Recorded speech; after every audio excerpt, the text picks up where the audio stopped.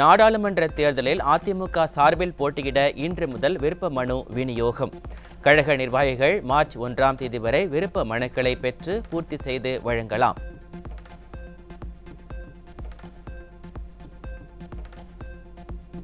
விடியா அரசின் வேளாண் பட்ஜெட் விவசாயிகளுக்கு ஏமாற்றம் அளிக்கும் பட்ஜெட். எதிர்க்கட்சி தலைவர் எடப்பாடி கே பழனிசாமி குற்றச்சாட்டு.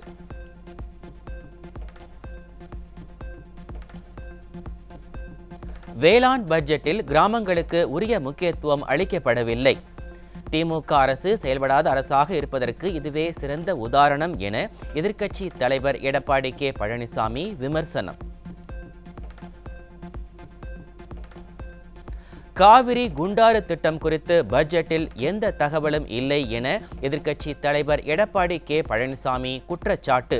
மேகதாது அணை விவகாரத்தில் எடுக்கப்படும் நடவடிக்கை குறித்து எந்த தகவலும் இல்லை எனவும் விமர்சனம்.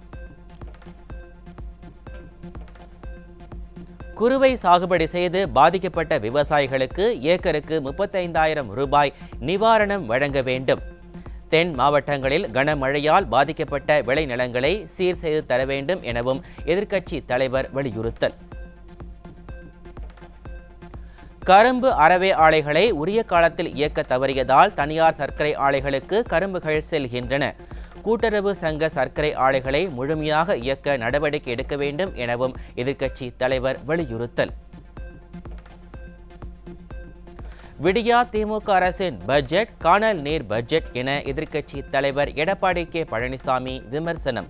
விடியா ஆட்சியில் ஆண்டுதோறும் வருவாய் பற்றாக்குறை உயர்ந்து கொண்டே செல்வதாக குற்றச்சாட்டு.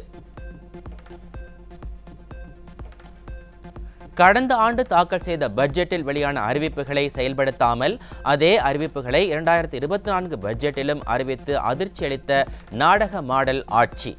பழைய பட்ஜெட் அறிவிப்புகளையே காப்பி பேஸ்ட் செய்வதுதான் திராவிட மாடலா என மக்கள் கேள்வி.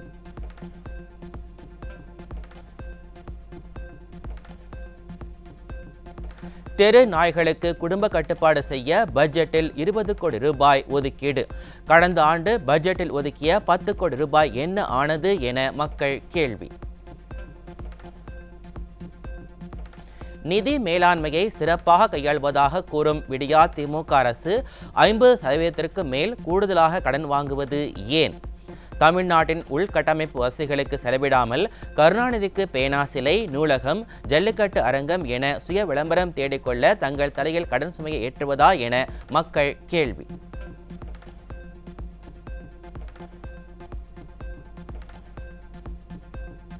வேளாண் பட்ஜெட்டிலும் விளம்பர தம்பட்டம் அடித்த விடியா திமுக அரசு. தென்னை விவசாயிகளின் கோரிக்கைகள் பட்ஜெட்டில் இல்லாததால் விவசாயிகள் அதிருப்தி. சட்டப்பேரவையில் எம்.ஆர்.கே. பன்னீர்செல்வம் வாயில் சிக்கி சின்னா பின்னமாகிய தமிழ் இலக்கிய பாடல்கள். வேளாண் பட்ஜெட்டின் போது கம்ப ராமாயணம், குறுந்தொகை, புறநானூறு, விருந்தோம்பல் பாடல்களை குதறி தள்ளிய அவலம்.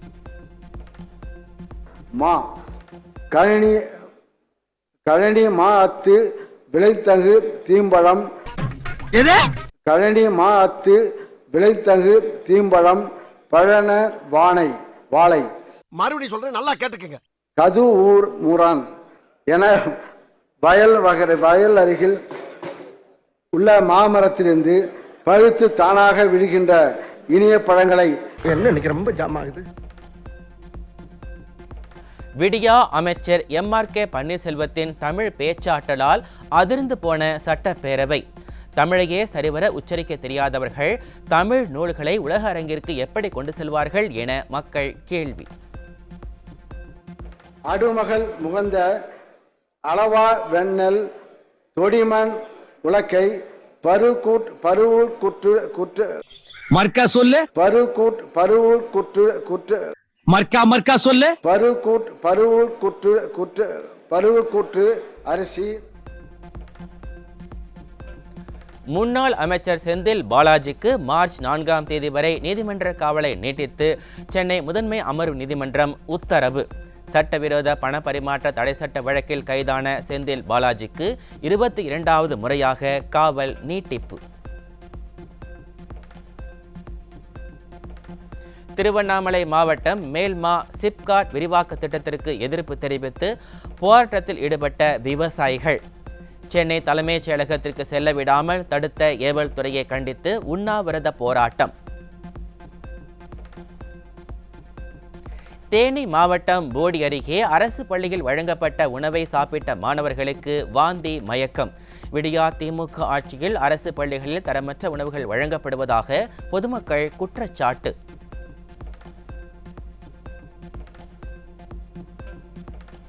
செங்கல்பட்டு மாவட்டம் மாமல்லபுரம் அருகே இரட்டிப்பு பணம் தருவதாக ஆசை வார்த்தை கூறி பலரிடம் 5,5 கோடி ரூபாய் மோசடி. பாதிக்கப்பட்ட பெண்கள் அளித்த புகாரின் அடிப்படையில் தலைமறைவாக இருந்த நபர் கைது. மனைவிக்கு வலைவீச்சு.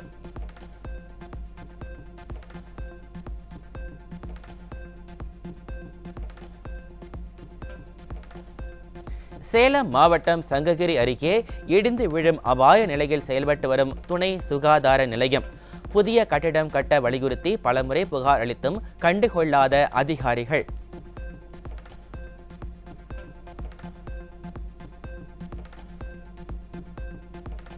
தேனி அரசு மருத்துவமனையில் கருச்சிதைவால் அவதியுற்ற பழங்குடியின பெண்ணுக்கு சிகிச்சை அளிக்காமல் மருத்துவர்கள் அலைக்கழிப்பு. சமூக நீதி சமத்துவம் பேசும் விடியா திமுக ஆட்சியில் அரங்கேறும் அவலங்கள்.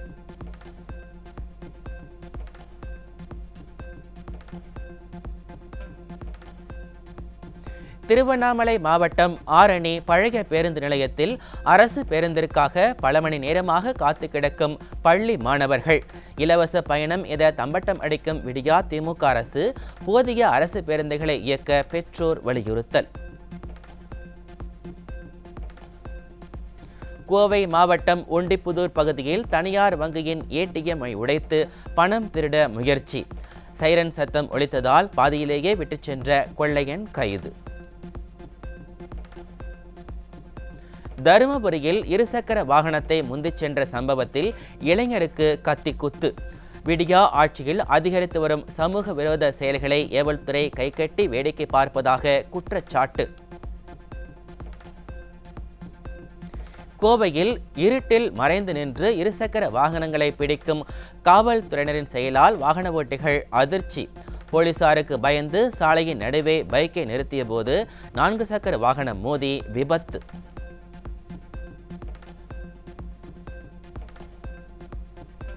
உதகை அரசு தாவரியல் பூங்காவில் பூத்து குலுங்கும் லில்லியம் மலர்கள். சுற்றுலா பயணிகள் ஆர்வத்துடன் கண்டு ரசிப்பு. திருப்பதி கோவிந்தராஜ சுவாமி கோவிலில் வெகு விமரிசையாக நடைபெற்ற தெப்ப உற்சவம். சுவாமி மற்றும் அம்பாள் சிறப்பு அலங்காரத்தில் தெப்பத்தில் எழுந்தருளினர்.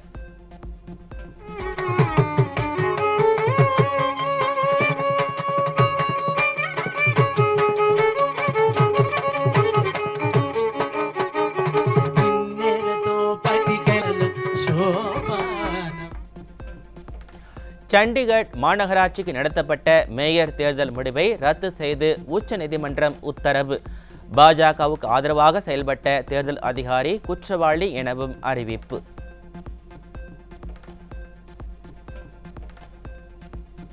சண்டிகர் மாநகராட்சி மேயர் தேர்தலில் ஆம் ஆத்மி வேட்பாளர் வெற்றி பெற்றதாக உச்சநீதிமன்றம் அறிவிப்பு. தேர்தலில் ஜனநாயகம் நசுக்கப்படுவதை தடுக்க உச்சபட்ச அதிகாரத்தை பயன்படுத்தி இருப்பதாக தலைமை நீதிபதி கருத்து. காசா போரை உடனடியாக முடிவுக்கு கொண்டு வர வேண்டும் என வேல்ஸ் இளவரசர் வில்லியம் வலியுறுத்தல். மனிதகுலம் எதிர்கொள்ளும் இழப்புகளை கண்டு பெரிதும் வருந்துவதாக பதிவு.